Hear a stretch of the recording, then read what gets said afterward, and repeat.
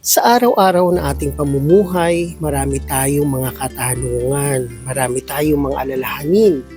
Kung tama ba ang ating mga napagdesisyonan sa mga pagkakataong dumating sa ating buhay, sa ating pang-araw-araw. Yan ang ating pag-uusapan sa aking My Journal in Motion sa Love, Life, Me, Myself, and I dito sa Alexander YouTube channel. Kaya kung di pa kayo subscribe na kayo para parati kayong updated sa aking mga ganap.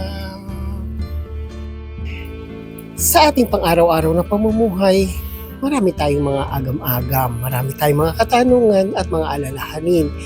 Kung sa bawat araw ba na dumaan sa atin, napagdesisyonan ba natin ang maayos o napagwagian ba natin ang bawat desisyon na ating nagawa?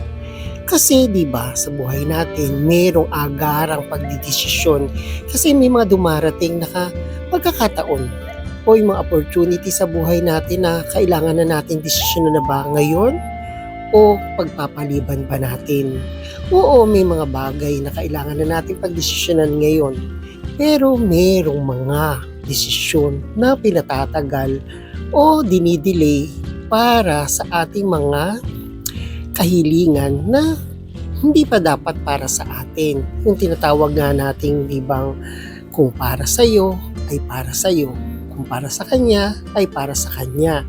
Ganun ang buhay kung ating pagkakaisipin. Kung meron man tayong mga desisyon na naipagpaliban, ito yung mga pagkakataon na baka ito ay talagang inantala para ang pagkakataon mapasa atin.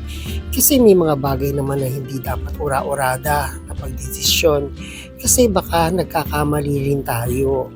Kaya ang bawat desisyon o bawat kahilingan o bawat pangarap natin idudulog natin sa ating Panginoon para hindi tayo nagkakamali.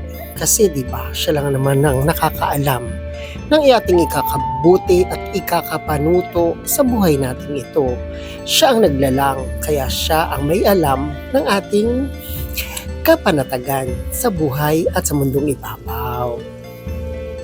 Kung pagkakaisipin mo, isipin natin maigi, ang inip o yung mabagal na pagdating sa atin ng mga gusto nating mangyari sa buhay natin, yun ang ating kalaban Pero sabihin na lang natin ganito, na hindi uukol ang isang bagay kung hindi para sa'yo.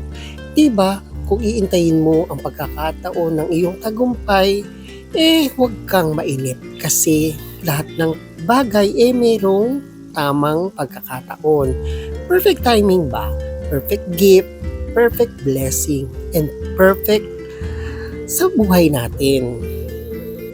At sa mga panahon na akala mo nagkakamali ka sa mga desisyong iginawa, hindi, dahil sa bawat desisyon, kung pakiramdam mo ikaw ay nagkamali, hindi ito pagkakamali, kundi meron kang natututunan sa bawat mga kabiguan. Kasi ang kabiguan, ito yung mga bagay na hindi naman talaga para sa atin.